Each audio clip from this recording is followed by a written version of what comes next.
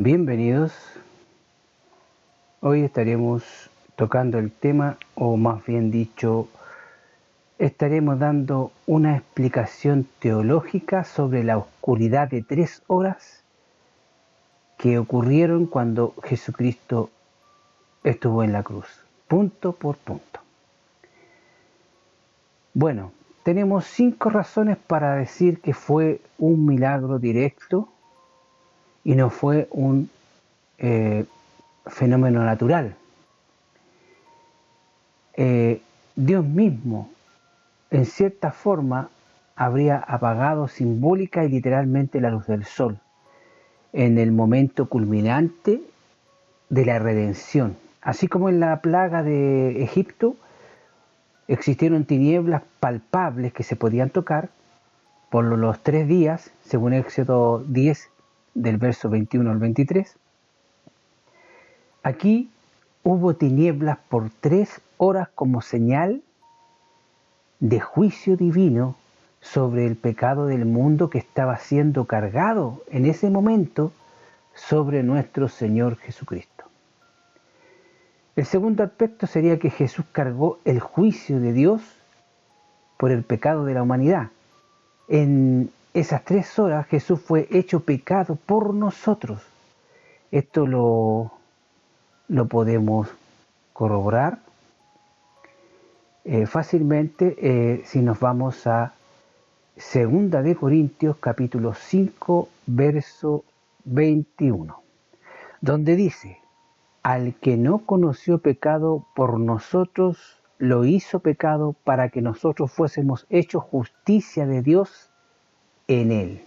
Entonces Jesús llevó nuestros pecados y experimentó la ira de Dios contra el pecado. La oscuridad representa que el Padre apartó su rostro de Jesús. Por eso que Jesús gritó: Dios mío, ¿por qué me has abandonado? Según podemos ver en Mateo 27:46.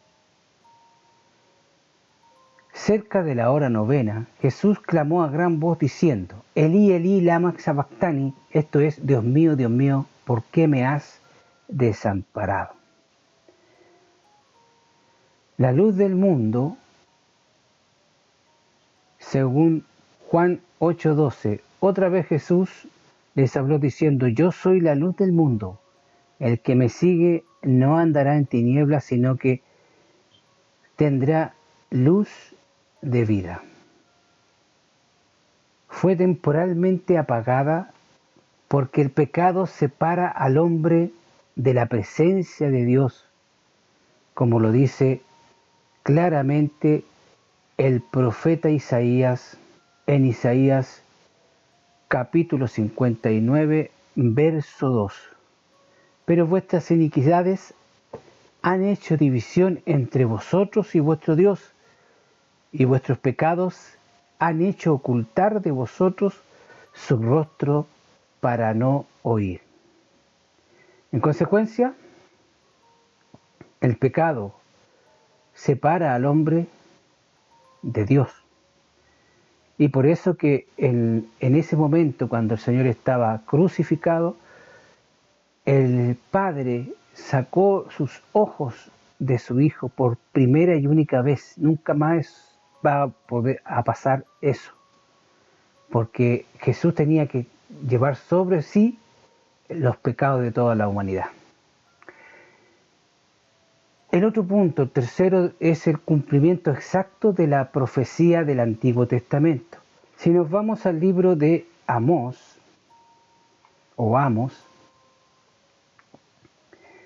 en el capítulo 8, verso 9, podemos leer lo siguiente: acontecerá en aquellos días, dice Jehová el Señor, que haré que se ponga el sol a mediodía y cubriré de tinieblas la tierra en el día claro. Bueno, como vemos aquí en la profecía, el Señor dice que a mediodía cubrirá de tinieblas la tierra en el día claro. A mediodía, a las 12 del día, estuvo oscuro completamente desde las 12 hasta las 3 de la tarde. Entonces, esa oscuridad es la que nos llama a nosotros la atención de saber qué es específicamente eso, qué Dios hizo para traer esa oscuridad. En el libro de Joel, capítulo 2, verso 31, dice: el sol se convertirá en tinieblas y la luna en sangre antes de que venga el día grande y espantoso de Jehová. Bueno, aparte del hecho de que este verso no está hablando específicamente del hecho mismo ocurrido cuando el Señor estaba crucificado, porque aquí está hablando del día grande de Jehová, pero vemos que también el sol se oscurecería antes de que venga el espantoso día de Jehová. Los profetas anunciaron siglos antes que en el día del Mesías habría oscuridad sobrenatural, y específicamente en el libro de Amós 8:9 lo dice clarito, que desde el mediodía en adelante habrá oscuridad. La cuarta señal cósmica, la cuarta señal sería una señal cósmica que confirma que Jesús es el Hijo de Dios. No fue casualidad que ocurriera exactamente cuando Jesús moría. Fue un testimonio del cielo para judíos y para romanos. Incluso el centurión pagano exclamó: verdaderamente este hombre era Hijo de Dios, según Marcos 15:39. Después de ver la oscuridad y el terremoto que se pudo sentir, el quinto motivo que nos hace pensar que esto fue un milagro de Dios es que el velo del templo se rasgó en ese mismo momento de oscuridad. La oscuridad y el rasgamiento del velo fue al unísono. En Mateo 27:51 dice: y he aquí el velo del templo se rasgó en dos, de arriba abajo, y la tierra tembló y las rocas se partieron. Vemos aquí que hay bastantes señales con respecto a este asunto. Ocurrieron simultáneamente tanto la oscuridad como el rasgamiento del velo. Esto muestra que con la muerte de Jesús se abrió un nuevo y vivo camino al lugar santísimo. En Hebreos 10, 19 y 20 dice: así que, hermanos, teniendo libertad para entrar en el lugar santísimo por la sangre de Jesucristo, por el camino nuevo y vivo que Él nos abrió a través del velo de su carne. Entonces podemos estar claros en lo que respecta a este camino que el Señor nos abrió con el sacrificio de su cuerpo. La oscuridad era la sombra del viejo pacto terminado, y la luz del nuevo pacto que daba comienzo en esos instantes. Bueno, eso es lo que más o menos podemos decir teológicamente hablando, o bíblicamente hablando, sobre esta oscuridad que se produjo a mediodía hasta las 3 de la tarde con la muerte de Jesucristo. Pero, ¿qué dicen los científicos o los estudiosos? Vamos a revisar algunos datos reales que también hemos coincidido en enumerarlo en 5. La primera es: los 3 evangelios, los sinópticos, lo registran, tanto en Mateo 27:45, en Marcos 15:33 y en Lucas 23, entre el verso 44 y 45. Coinciden exactamente: tinieblas sobre toda la tierra desde la hora sexta, es decir, de mediodía, hasta la nona, que es las 3 de la tarde. El segundo punto es el testimonio o testimonios extrabíblicos antiguos. Por ejemplo, el historiador romano pagano Talus, en el año 52 después de Cristo, mencionó una oscuridad inexplicable en Judea el día de la crucifixión y trató de explicarla como un eclipse, citado por Julio Africano en el siglo III. Fegón de Trales del siglo II también registra una oscuridad y un gran terremoto en el año 33 después de Cristo.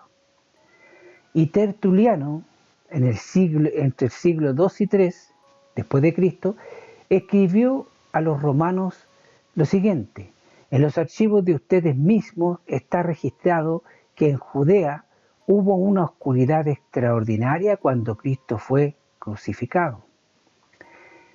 El tercer punto, la imposibilidad científica de que fuera un eclipse solar.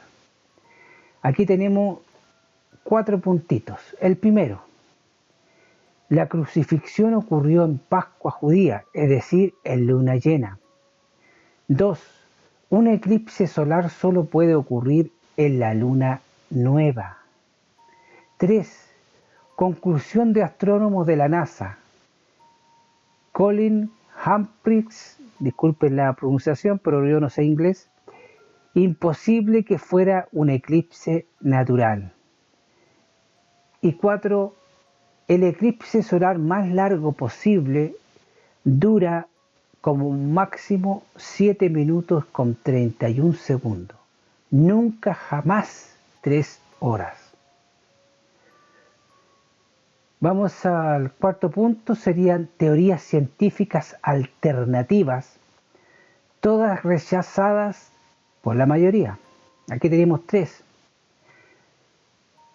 Unos dicen que fue una nube de polvo del desierto llamada Cassin. Nunca oscurece totalmente ni dura exactamente 3 horas.